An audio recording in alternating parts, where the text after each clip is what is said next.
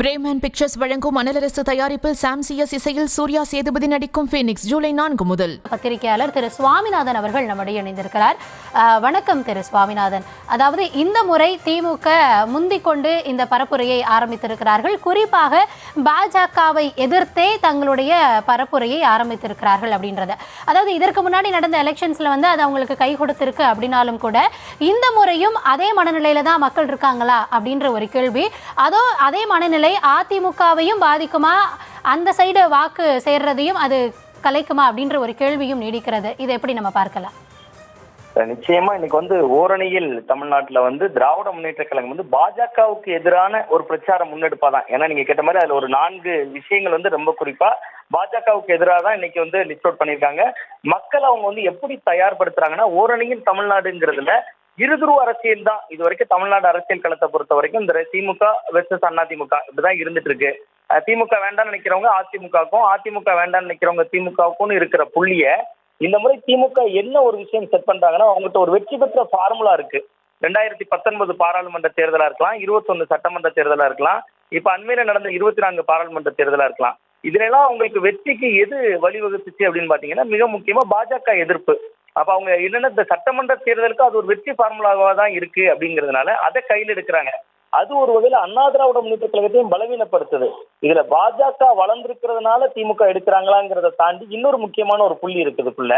திமுக தன் கூட்டணியை உடையாம பாத்துக்கணும்னா அங்க இருக்கக்கூடிய எல்லா சிக்கல்களையும் கடந்து இவங்க எல்லாம் ஓரணியில முதல்ல அந்த கூட்டணி திரளணும்னாலே பாஜக எதிர்ப்பு தான் அதுல மையம்.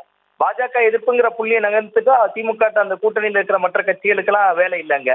ஸோ அவர்களுக்கு இடதுசாரிகளோட முரண் இருக்கு, அங்க இருக்கக்கூடிய விசிகால சீட்டு ஷேரிங்ல அவங்களுக்கு கேள்விகள் இருக்கு. ஸோ எல்லாத்தையும் தாண்டி எல்லாரையும் அவங்க கூட்டணியை முதல்ல ஓரணியில திரட்டுறதுக்கான புள்ளியா தான் இதை நான் பாக்குறேன்.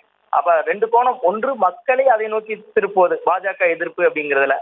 ரொம்ப குறிப்பா தமிழ்நாட்டுல பாஜக இன்னைக்கு நடந்து முடிந்த நாடாளுமன்ற தேர்தலில் அவர்களே ஒரு 11% ஓட்டை எடுத்திருக்காங்க.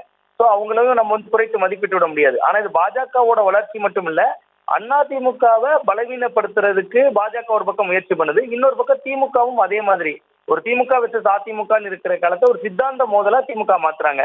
திமுக சித்தாந்த மோதலா மாத்துறதுனாலயே இது திமுகவுக்கு பலம் கொடுத்துருக்கு. தொடர்ச்சியா நம்ம பாக்குறோம், ஒவ்வொரு தேர்தல் முடிவுகள்லையும் இது திமுகவுக்கு பலம் சேர்த்திருக்கு. ஸோ அப்ப இன்னைக்கு மக்கள் பிரச்சனைகள் எவ்வளவுதான் இருந்தாலும் பாஜக எதிர்ப்புல நாங்க தான் இருக்கோம் அப்படிங்கிற புள்ளியில இது ஒரு வகையில தேசியமா திராவிடமா அப்படிங்கக்கூடிய ஒரு முடிச்சு கூட இதுக்குள்ள வருது. பாசிச எதிர்ப்புன்னு திமுக பேசினாலும் அந்த மாதிரியான விஷயங்களை பாக்குறப்ப இது திமுகவுக்கு பலம் தந்திருக்கக்கூடிய ஒரு மெத்தடு. ஸோ அந்த அட்டம்ப்டை திரும்ப திரும்ப அவங்க பண்ணி பாக்குறாங்க. அது அவங்களுக்கு கைகூடி இருக்கு. பட் அதிமுகவை இந்த இடத்துல நம்ம ரொம்ப குறைத்து மதிப்பிட்டு விட முடியாது. ஏன்னா நடந்து முடிந்த நாடாளுமன்ற தேர்தலையே அவங்க ஒரு பிரதமர் வேட்பாளரையே காட்டாம 20% ஓட்டு அந்த கட்சி வாங்கியிருக்கு. ஆனா நடக்க போறது சட்டமன்ற தேர்தல்.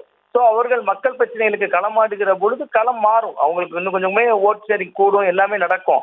ஆனால் திமுக இன்னைக்கு இந்த ஓரணியில் தமிழ்நாடு என்பது மக்களை நோக்கி திருப்பியிருந்தாலும் கூட தன்னோட கூட்டணி கட்சிகள்ல அந்த புள்ளியில தான் அவங்க இணைச்சிருக்காங்க. ஸோ அந்த ஸ்டாண்ட் அவங்க மீண்டும் மீண்டும் உறுதிப்படுத்திக்கிட்டே இருக்காங்க. அது மக்கள் மன்றத்திலும் சரி, தங்கள் கூட்டணி தரப்புக்கும் சரி அப்படிங்கிறதா தான் இதை நான் புரிஞ்சுக்கிறேன்.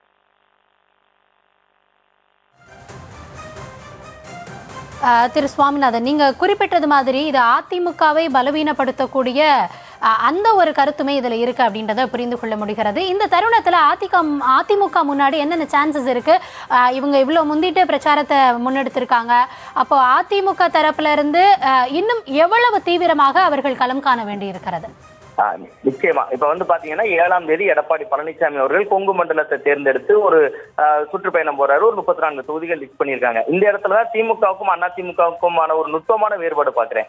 திராவிட முன்னேற்ற கழகம் முதல் கட்டமாக சில தொகுதிகளை தேர்ந்தெடுத்து முதல்வர் ஸ்டாலின் அவர்கள் சந்திச்சிட்டு இருக்காரு திமுக தலைவர்ங்கிற முறையில. அவர் சந்தித்திருக்கக்கூடிய பட்டியல்லாம் எப்படிப்பட்ட தொகுதிகளா இருந்துச்சுன்னா, எங்கெல்லாம் கடந்த முறை ரொம்ப தோத்தாங்களோ, இப்ப வீக்கா இருக்கோ அப்படிங்கக்கூடிய ரிப்போர்ட் அடிப்படையில பலவீனத்துல இருந்து தொடங்குறாங்க. ஆனா எடப்பாடி பழனிசாமி அவர்கள் ஏற்கனவே தான் வலுவாக இருக்கக்கூடிய ஒரு அதிமுக பாஜகவுக்கு செல்வாக்கு இருக்கக்கூடிய கொங்கு மண்டலத்துல இருந்து தொடங்குறாரு. முதல்ல பலவீனத்துல இருந்தே அவங்க தன்னுடைய பலமா மாற்றுறதுக்கான முயற்சிகள்ல இருந்தே தொடங்கணும். இன்னொன்று, பாஜகவோட அவர்கள் செய்திருப்பதை அவங்க தொடர்ந்து தெளிவுபடுத்துறாங்க. கூட்டணி உடன்படிக்கை தான் எங்களோட கொள்கை வேற, எங்களோட சித்தாந்தம் வேற, அண்ணாவை நாங்கள் விட்டு கொடுக்க மாட்டோம், எங்க உதிரத்தோட கலந்துருக்காங்க அப்படின்லாம் பேசினாலும் கூட பாஜகங்கிற ஒரு புள்ளியில தான் திமுக முந்தி போறாங்க.